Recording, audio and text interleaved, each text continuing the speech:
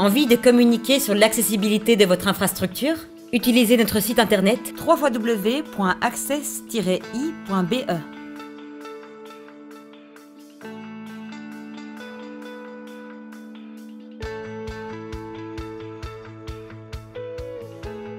Visite de l'espace Chimay. On a ouvert l'espace Chimay en 2012, donc on a rénové une partie de l'auberge de Pot-au-Pré anciennement pour accueillir Chimay Expérience dans un lieu qui était l'ancien restaurant, le petit restaurant. Et là, on a tout de suite une démarche qualitative en se disant qu'il fallait mettre des toilettes adaptées aux personnes à mobilité réduite. Parce que l'architecte était sensibilisé à ce genre de choses. Et puis, on était aussi en réflexion d'une recherche de charte de qualité autour de la personne à mobilité réduite. Et c'est bien pour ça que j'avais pris mes contacts à l'époque en vue de la démarche qualité accessible. Antoine Coche, chargé de projet, Chimay Gestion. Le Chimay Expérience est adapté aux chaises roulantes. Ils ont accès, il n'y a pas de marche. Elena Rolliès, responsable accueil et marketing touristique Espace Chimay. Je passais partout, sans problème. Tout est bien accessible. L'entrée des portes est nickel. Le plan incliné est très bien. Même s'il y a une petite marche à l'entrée, une toute petite, mais ça va. Martine se déplace en fauteuil roulant motorisé, aime la vie et s'occuper des autres. Pour moi, aujourd'hui, les éléments de facilité, c'était les déplacements et la surface plein pied qui était parfaite. Benoît, 21 ans, se déplace en fauteuil roulant manuel, pratique la natation dans un club sportif. Alors, lorsqu'on reçoit un groupe de personnes aveugles ou malvoyantes, j'adapte mon vocabulaire par rapport au groupe. J'essaye d'être attentive à ce que je dis. C'est pas toujours évident parce qu'on n'a pas l'habitude de le faire régulièrement. Ce que moi j'ai apprécié, c'est l'histoire. C'est d'où on est parti pour créer finalement la trappiste de Chimay, donc les aspects historiques. Alain, 61 ans, malvoyant depuis ses 7 ans, il est devenu aveugle il y a 6 ans. Psychologue, aime la culture, la nature, le sport et la bière. Ça m'a plu beaucoup en tout ce qui était encadrement.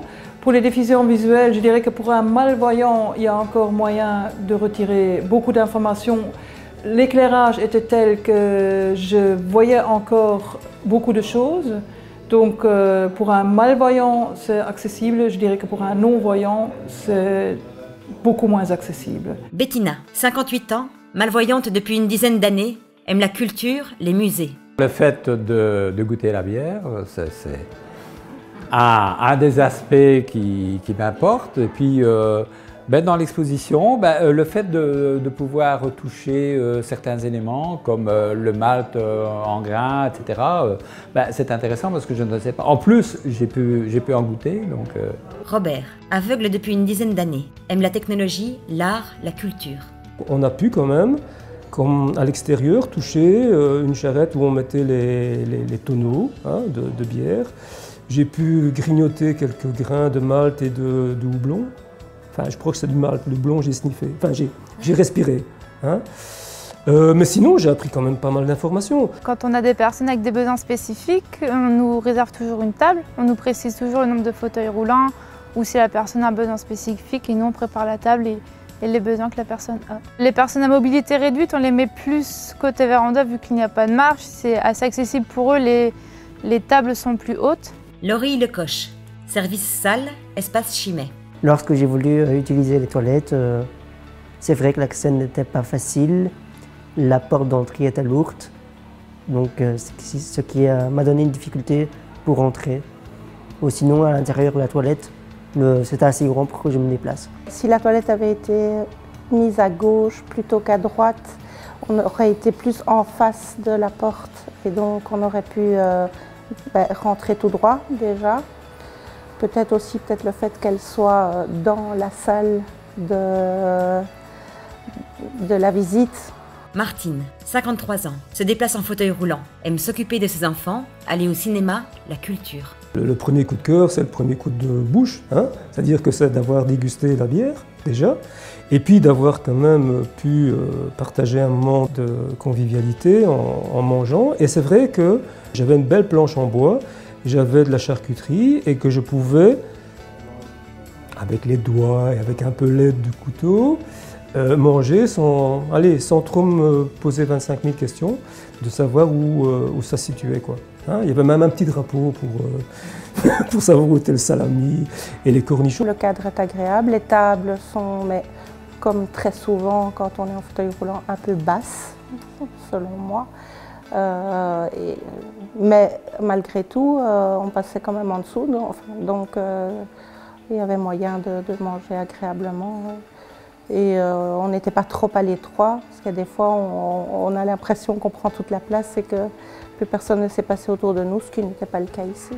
Ma démarche était toute simple en me disant ouvrons les portes de l'espace Chimay au plus grand nombre et donc aux personnes à mobilité réduite qui sont souvent mises de côté. On adapte sa visite différemment et on a un retour, je trouve, qui est très agréable. En termes de communication, c'est très générique et on ne veut pas non plus segmenter un certain nombre de personnes et cibler en fonction de l'handicap, ce serait un peu dommage. Donc on essaie d'être le plus large possible et c'est une part de visiteurs vraiment pas négligée, très intéressante comme échange à avoir avec eux. J'ai appris certaines choses que je ne connaissais pas.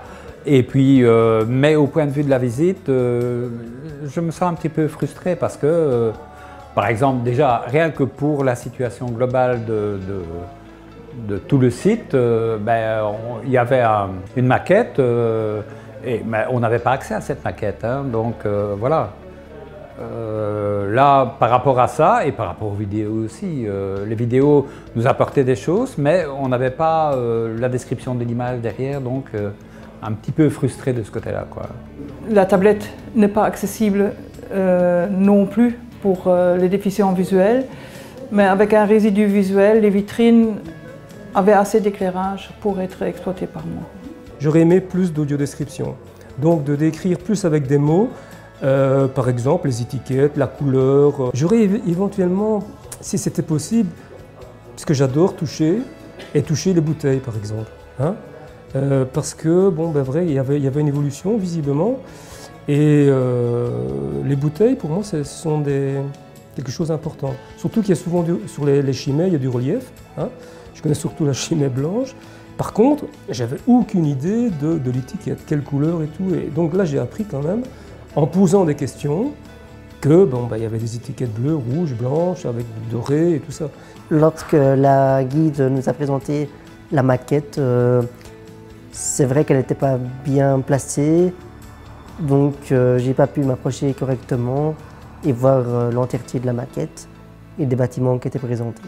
Quand on pousse sur les boutons qui permettent de voir la photo en vrai, mais aussi qui éclairent à l'endroit de la maquette où se situe le bâtiment, ce n'est pas en regard en fait. Donc on n'est jamais au bon endroit quand on pousse sur le bouton et ce qu'on voit. Si j'avais un conseil, ça serait de mettre les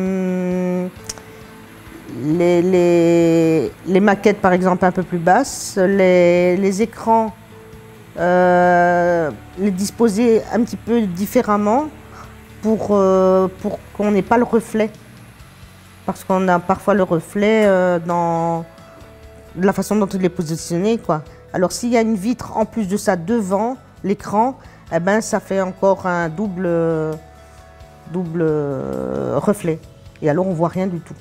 Pour le reste, pour les vidéos, etc., réadapter ça, parce qu'il y a un sous-titrage, mais le sous-titrage, pour moi, ça ne me sert à rien, étant donné que je suis beaucoup plus dans le non-voyant que dans le malvoyant, quoi. Accessi.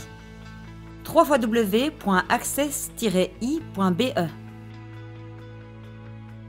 Merci à Antoine, Elena, Laurie, Alain, Robert, Claudie, Benoît, Martine et Martine, Bettina. Avec le soutien de Wallonie Tourisme, CGT, Wallonie Famille Santé Handicap, AVIC.